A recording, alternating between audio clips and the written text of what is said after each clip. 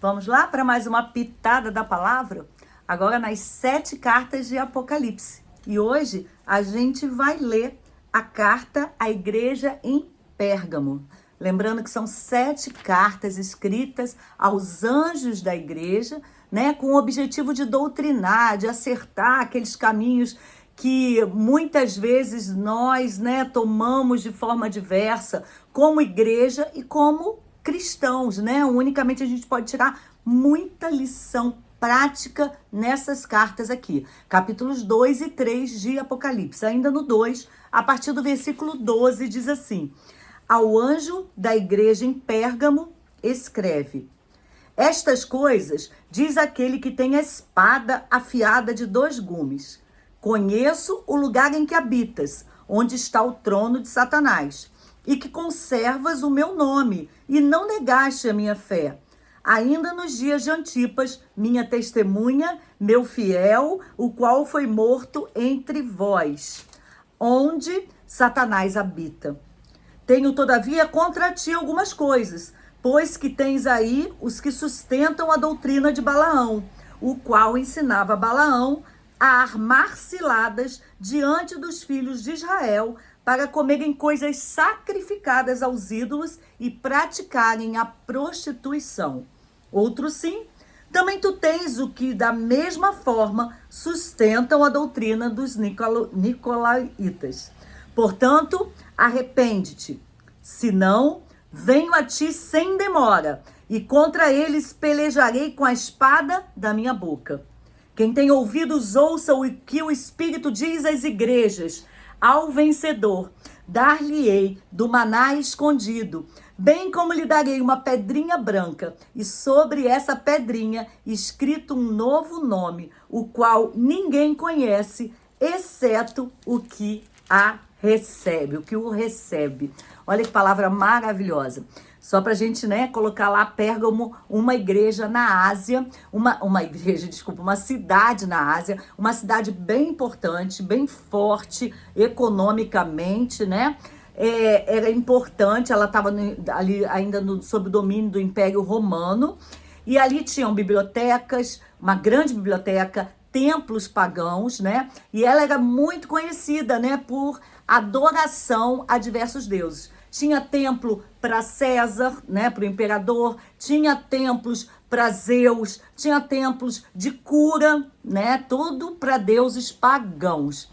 E aí aqui o texto, né, primeiro Jesus ele já se intitula: Eu sou aquele que vem com uma espada afiada, né? Jesus é aquele que é o justo. Ele é nosso advogado, ele é bom, é nosso redentor, mas ele é justo. Então aqui, diante dessa perspectiva da igreja nessa cidade tão perdida, né? Que ele consegue chamar ela como a cidade está no trono de Satanás. Então assim, é uma igreja que está numa cidade que é o próprio trono de Satanás, porque ali eram diversos adoradores a deuses pagãos e com adorações bem terríveis, bem diversas daquilo que Deus ensina.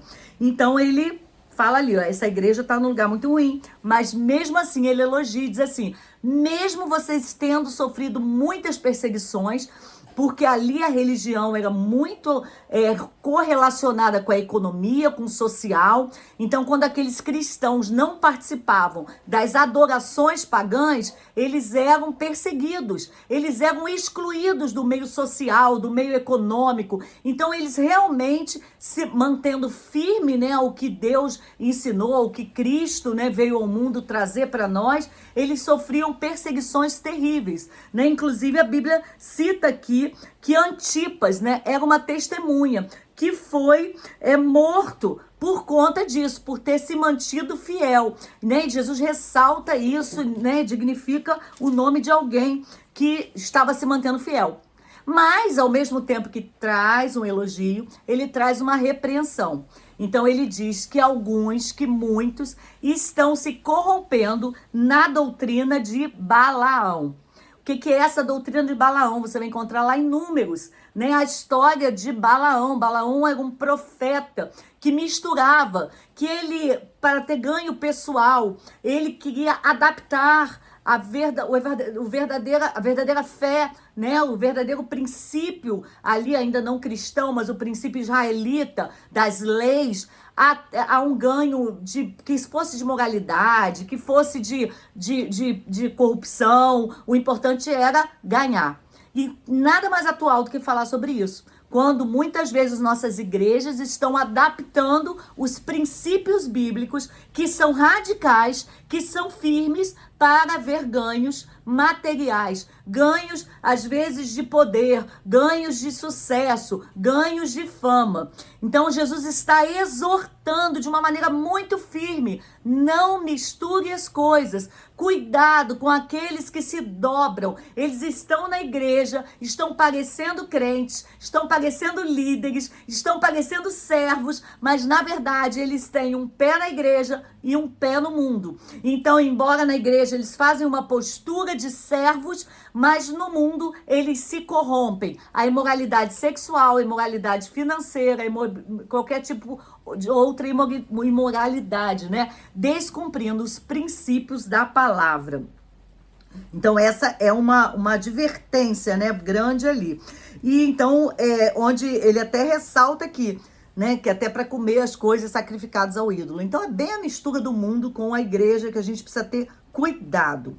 E então, mas aí ele faz a advertência e diz: arrepende-te, porque eu vou vir, senão eu vou vir sem demora para fazer justiça. Então, aquele que se apresenta como aquele que tem a espada, ele vai vir. Então, arrepende-se. E que sirva para cada um de nós, né? Se de alguma forma você tem vivido num caminho, num pé um pouquinho na igreja, um pé no mundo, e não consegue se concentrar nos princípios da palavra, é tempo de arrependimento, né? Você se arrepender, se colocar diante do Senhor antes que Jesus volte e encontre, né, a nossa igreja perdida. Mas ele dá uma promessa, ele diz: ouça aqueles que têm ouvidos para ouvir, ouça o que o Espírito diz. Essa serve para nós, né? Abre seu ouvido para ouvir o que o Espírito Santo de Deus quer falar com você. Eu estava até contando que hoje, na madrugada, eu estava numa luta espiritual, né? No meio de uma opressão, e meu espírito estava muito angustiado, mas aí eu senti o Espírito Santo de Deus assim, transbordar a minha vida. Me deu uma palavra muito específica para aquela luta que eu estava vivendo, e no momento que eu recebi aquela palavra, eu fui transbordada da presença do Espírito Santo. Então, assim, eu tive a certeza que aquela palavra era de Deus. Trouxe paz, aquela paz que excede todo entendimento. Esse é o chamamento de Apocalipse. Ouça o que o Espírito tem a dizer para você. Aí ele diz: ao vencedor dar-lhe-ei o maná escondido. Quem é o maná? O próprio Cristo está se apresentando para você e dizendo: se você continuar, se você se mantiver firme, se você abrir mão daquilo que o mundo está te oferecendo de uma maneira muito fácil, eu vou me entregar. O próprio Cristo vai se entregar e você vai viver eternamente na paz que excede todo entendimento.